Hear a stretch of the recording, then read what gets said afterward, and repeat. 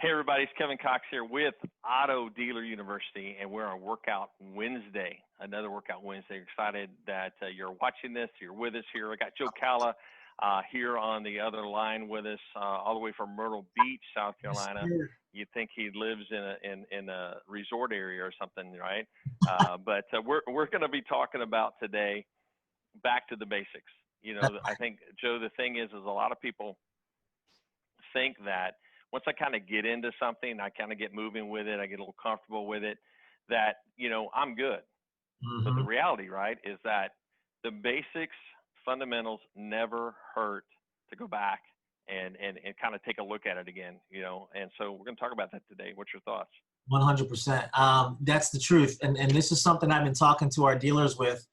And even in our sales trainings that we've done the past couple of days, with our dealers, we have been focusing on this because it's something that can very easily get forgotten about. And especially when we think that we need new things to do, or we need to have a new program or a new way of doing it, when in reality, we've not even mastered the basics yet. We haven't even, gotten to a place where we are so like blindly just, without, we can just, with our eyes closed, get through it without missing a step. If we can get to that point first and make sure that that's just a constant all the time. And I said this to him yesterday. I said, what we have to remember is that, repetition creates recognition. You say this all the time, Kevin. And so I love saying that because it's the truth. If we keep repeating, what we do on our basics, it's going to only solidify the foundation that we build upon.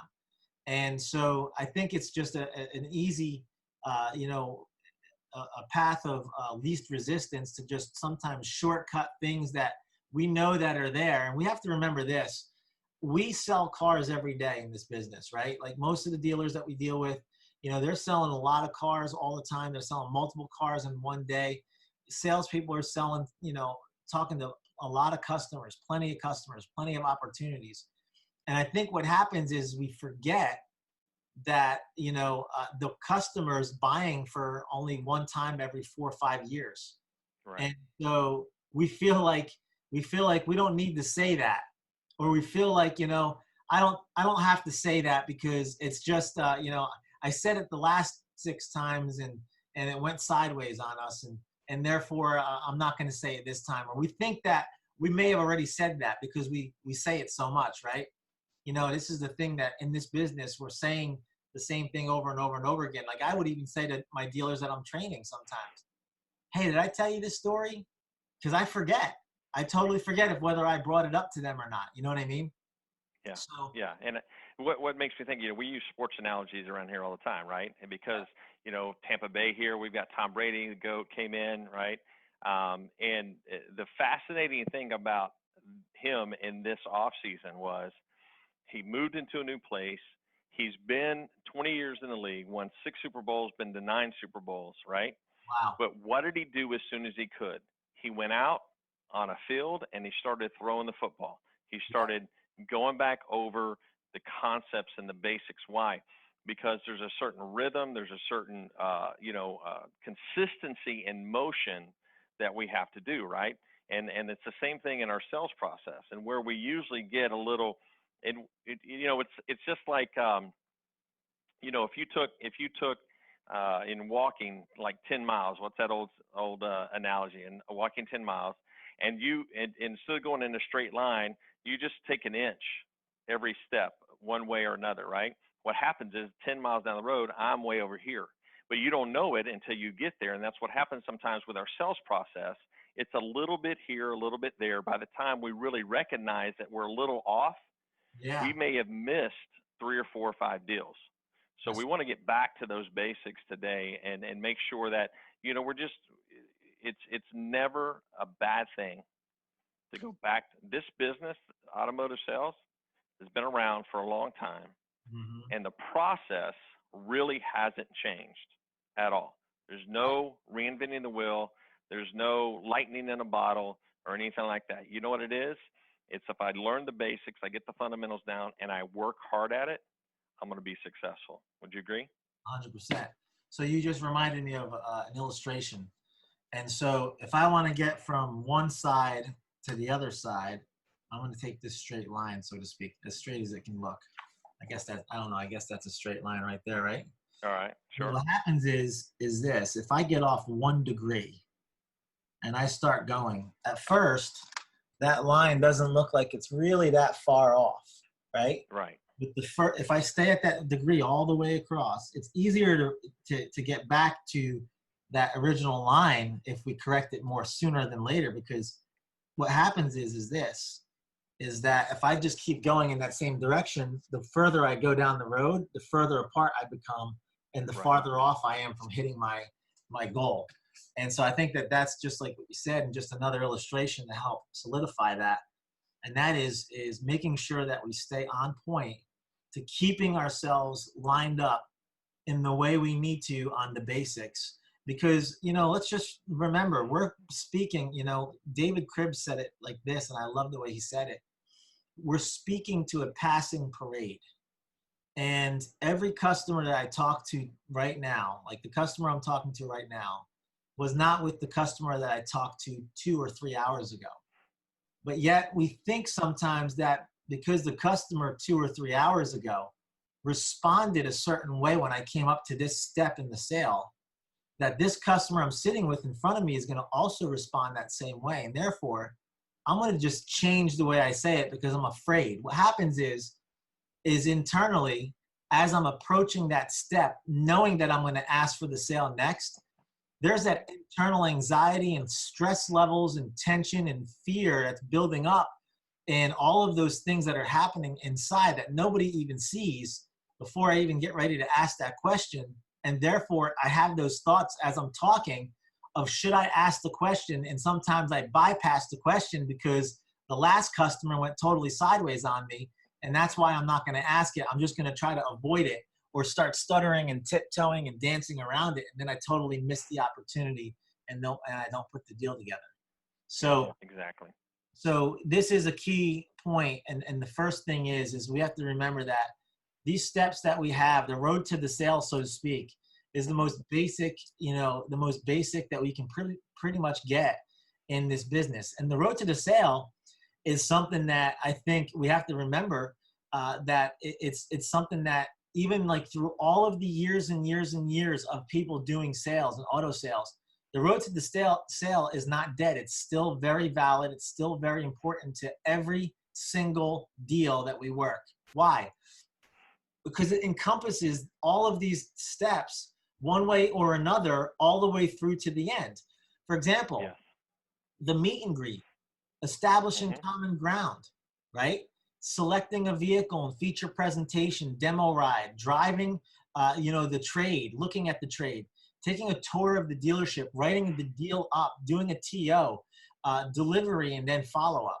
That there, no matter how you slice it, is going to be a part of every single transaction.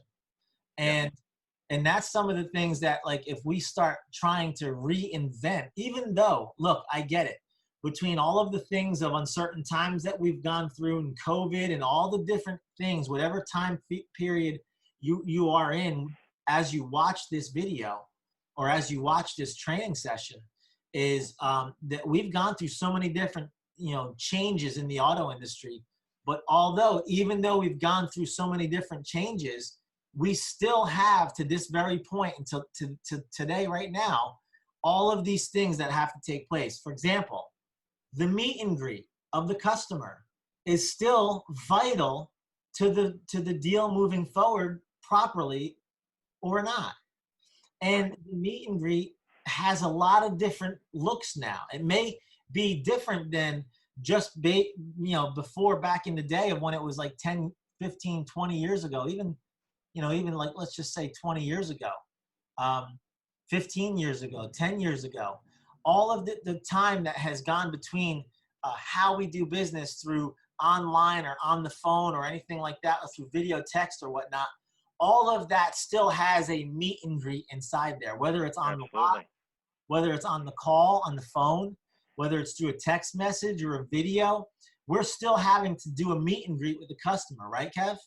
Exactly, exactly. And I was just thinking about that when you were talking about the meet and greet, because there's so many different ways now. It used to be the only way really that you sold a car years ago was that people walked on the lot and looked at the car, because before the internet really was big, and you had all these things like Auto Trader or True Car, things like that that you could look in and find. And certainly, but people now are texting in, they're calling in, they're emailing in, Yeah. they're filling out a web form and sending that in. But the reality of it is that that initial contact with that customer is still a meet and greet.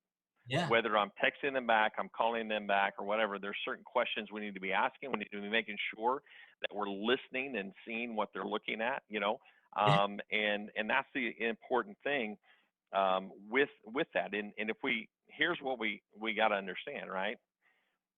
David Cripp says this as well in our training within the university. It's this: when he gets to the meet and greet, this is the most important step in this process. But when he gets to the qualify, this is the most important step in this process, Right. right?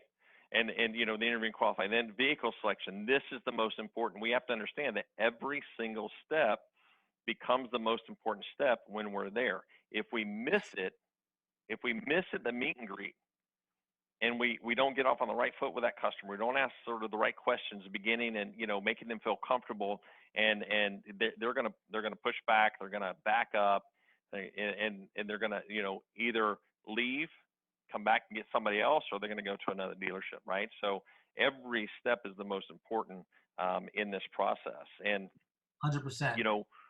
I think where we fail sometimes as sales professionals is that, again, back to the getting comfortable. Yeah, I'm a good talker. People like me. I can just kind of wing my way, right? Those days I think are gone, as far as the shooting from the hip and all that, whatever the lingo we use, because I think our shoppers today are a lot smarter or more informed. Let me use that word, more informed than maybe they were 5, 10 years ago, 100. right? Would you agree? Yeah. Oh, totally. And I think that's where we have to remember that the road to the sale, it's just a track to put our wheels on so that we can go in that direction. It's a plan that we have provided with steps to know that have to be covered in order for us to put the deal together. For example, even during the meet and greet stage, let's just say it's on the lot when the customer's coming in. Mm-hmm. We have to make sure that as that's going to happen, again, we've done this a lot of times. Being in the business, we've extended that hand and welcomed the guest. We also know that the customer at many times is going to push back just immediately as we go ahead, even if we take the standard welcome. Hey, welcome to ABC Toyota. My name is, and you are. Even if by taking that simple, basic greeting to a customer, many times what's going to come back out towards us is, I'm just looking. Mm-hmm. So even going back to handling that, we know by doing it over and over and over again, it's going to be something that comes in our direction. So how do we bring that to the customer in a way where we can take the objection from them without them even saying it first? Well, simply by, hey, my name is Joe. Welcome to ABC Toyota. You're probably just looking like many of our other customers that come out, and you're looking to gather probably some information on a vehicle or maybe vehicles. And that's why I'm here to help you out. What was it particularly that you're looking for? Now, at that point, they're not going to say, well, I'm just looking. Well, we already established that. We know that. I already know that you're here just like many of the other customers that come in and are probably just looking, right? So now I've taken to them the objection, and I brought it up already for them. So I made them hopefully feel already relaxed. I gave them an out at that point, right? Mm-hmm. All right, good. This guy knows that we're just looking, so let's go ahead and tell him now. Now they're a little bit more apt to let it out, right? Right. By the way, my name is Joe, and you are? Now I'm not going to get just looking, because now I've already established that. Now I'm introducing myself. Now I'm asking for their name as well. And then I'm also going to shake the hands of every person that's there. Or maybe in today's world, maybe we're not shaking their hands as much because everyone's afraid to have, contact. Right. Who knows? At the time that you're watching this, maybe down the road we will have contact again, where shaking hands isn't a big deal. But At the same time, then asking those who are around with that person, their names, introducing, oh, okay, so-and-so, hello, and then saying hi to every single person. And then we have to remember, use their name, right? Make sure that people love to hear their names, right? So when you start using their name, oh, hey, John. So John, what was it that brought you out to the dealership today? Okay, John, what was it that you're trying to accomplish by coming out today? Or, hey, that's a great looking vehicle you have there. Are you replacing that? Or are you looking to sell that? Are you looking to trade that in? Are you looking to get rid of it? Or are you just adding another vehicle to your fleet? These are little things that, as we start having these types of conversations now, we're going to now be able to start on wrapping this gift, so-called, of a deal by getting the proper information from them to help with finding the right vehicle and so on and so forth. So I see that you're here with us today, John. Have you visited any other dealerships up to this point? Or what other dealerships have you visited up to this point? Right. And by asking this question, it's helping us also gauge their level of commitment to the process and where they are in here.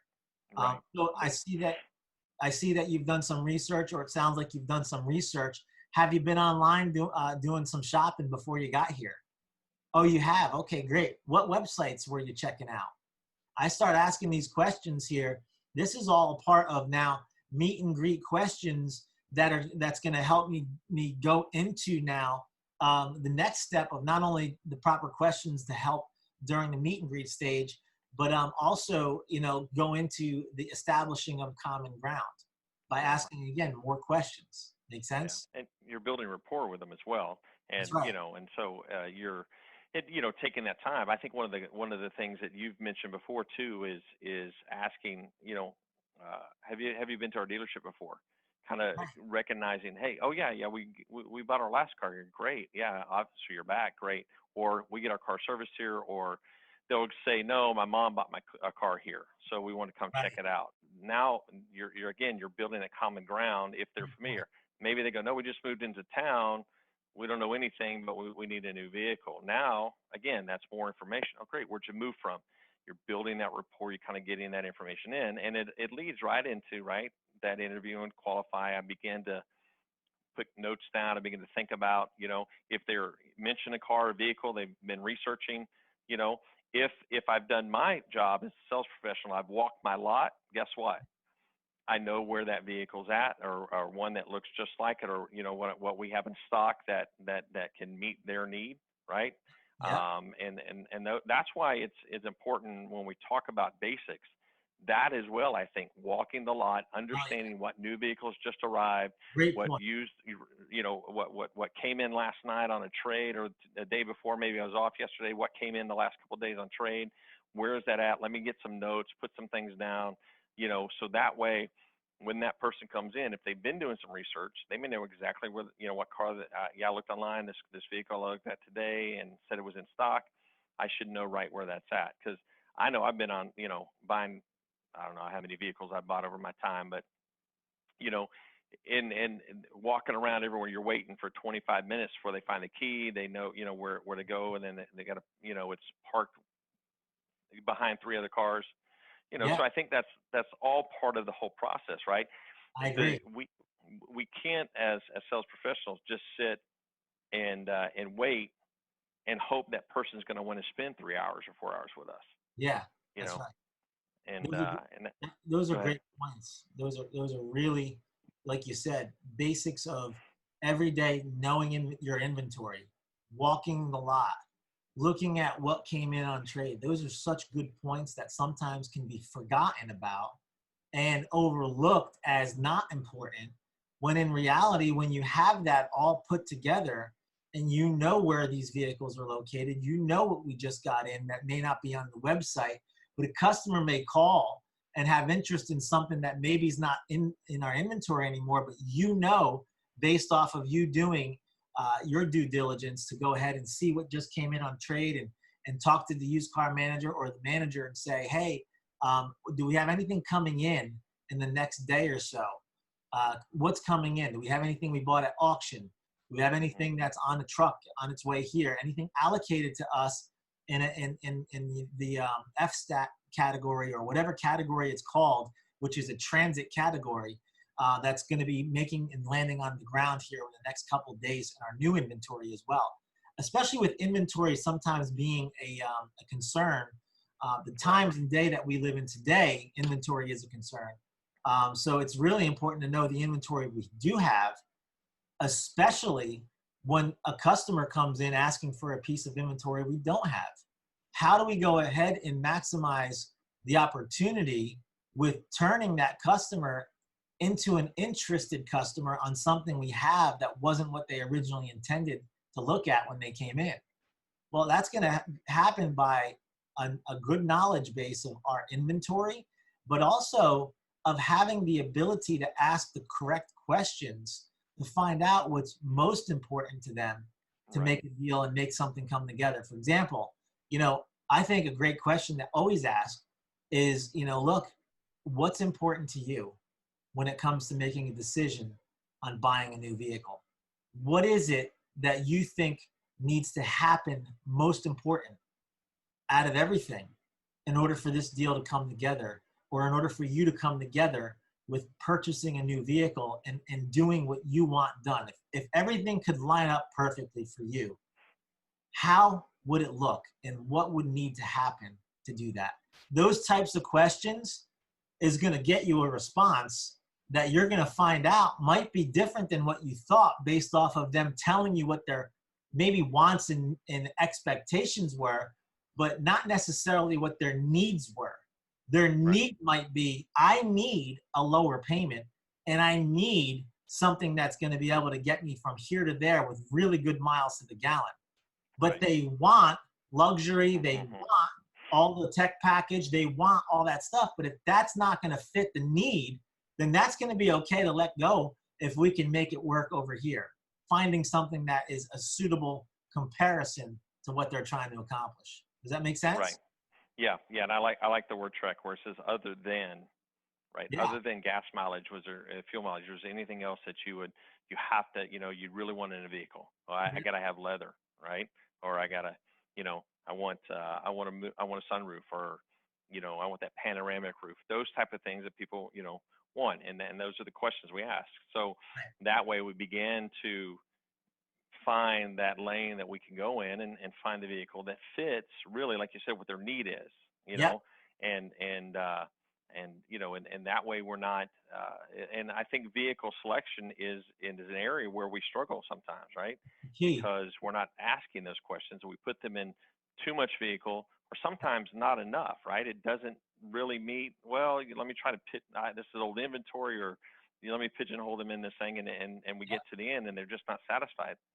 Nope. And they walk out. So, the questions, that I think, every step is important when we talk about that, because it leads to the next. That's what we have to understand. I can't go from the meet and greet, right, into, the demo, because I don't know, I haven't qualified them yet. I haven't chosen a vehicle yet that and to get them into the demo ride, right? And it's always got to be the vehicle that they want to purchase. It can't be one that's like it. Well, I can't get it out. I can't, it's got to be that vehicle. So those are the most important things. That from that meet and greet, building rapport into the qualify, interview and qualify, that leads us into, okay, let me get the vehicle. That leads us into the demo, which then leads us to, that first kind of trial close. If everything worked out, if numbers worked out, would this be the vehicle you'd like to own today? Right. And the vehicle, and the thing that you can go back to on this, Kevin, is that sometimes the deal doesn't come together because, like you said, we didn't land them on the right vehicle, and we missed it. We put them on too much vehicle. We put them on, too little vehicle. We put them on not the correct vehicle. And that many times is simply what it comes down to. They're not connected with the vehicle. And we also have, sometimes we believe that what they tell us is exactly what they tell us being the truth. And sometimes they're only telling us certain things that they want us to know, not everything that we need to know. So for example, we sometimes think that because they say they don't need to or want to drive it, because they drove it at another dealership, that doesn't make them emotionally connected to our inventory whatsoever. And we have to do everything on our part to connect them emotionally to the piece of inventory that we end up showing them and that they end up looking at as working a price on.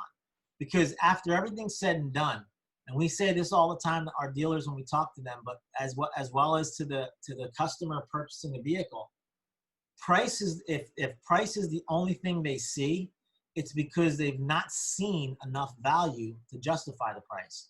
And so what happens is that when value is absent, price is relevant. But in the absence of value, that's when you're going to see that that's all they see is the price. But when you build value, you show them the benefits, the advantages, and also not just the features, but the advantage and benefit to them. It builds the value of what's important to them. And then again, when value is exceeding the price, then price has nothing to do with it, and they're going to move forward with the deal. Yep. Price isn't an option, and once the value exceeds that. That's and right. So we talk about the basics, and the thing is I think, in being in this training now in Auto Dealer University, talking to thousands of sales professionals right in this business, yeah. We've had some of them that have gotten into the training, and they go through our walk through the sale, road to the sale training that we have, where we go over every one of these steps, right? And we break it down into specific areas and talk about them. And we've had people say, I never really knew all of the steps, or I never really knew how they all connected together. Yeah. I knew there was a road to the sale. I didn't really know, what it was about. I've heard that before. Yeah. And so I think that's where, we've got to be able to, it's really on us if you think about it, right? You and I as sales professionals, it's on us to make sure that we're doing everything we can to be the best equipped, have as much knowledge as we can have, and then take that knowledge and apply it into our process. Because there are people certainly that are selling 15, 20 cars a month. That's pretty good money, right? Yeah. But if I can get a little better, what if I sold 2 more units a month? That's right. What does that look like? And it's possible. We've seen it happen. But the reality of it is if I don't get back to the basics, right? If I don't get back to the motion, that throwing motion, right? I've just been kind of going through, but now it's time to play the game, right? Yeah. I've got to get those mechanics back into place, and that's where the basics come in. Yeah. So as we're closing this up, Joe, what advice can you give?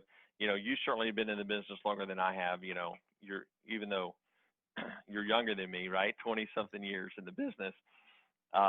So talk about, just take 1 minute. Let's close this thing up. Talk about how important this is. So it's important to make sure every day we're doing a little bit of training every day and staying consistent with that. Because what it does is it stirs up the things that may have fallen to the bottom, and it brings it back up to top of mind awareness so that it's more easily accessible for us to grab a hold of when we're talking to a customer. Why? Because as we're talking to a customer, we just trained on something.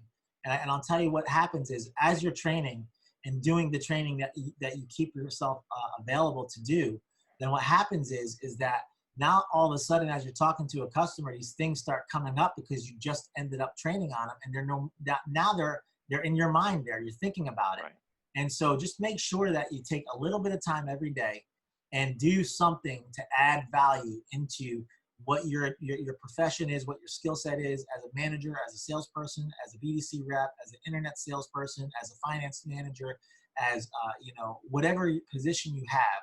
Make sure you're doing whatever you can to deposit something in you, because here's the deal. If you don't put something in, there's nothing in there to take out or give out. And it's the same thing. You can have a full tank of gas on the day you drive home a brand new vehicle. Eventually, after 300-400 miles of driving it, or whatever that tank capacity is, you're going to be on fumes. And if you don't fill up, you're not going to go anywhere after that. You can only give out what you filled yourself up with. I always, even like when I pray, I say, Lord, fill me up so I can then be poured out. If you don't fill yourself up, you can't be poured out. So make sure you fill yourself up with training every single day. Every single day. That's All right. it. Thanks, Joe. Hey, it's been Workout Wednesday again. Next Wednesday, 3 p.m. Eastern, join us again. We're going to have another training for you.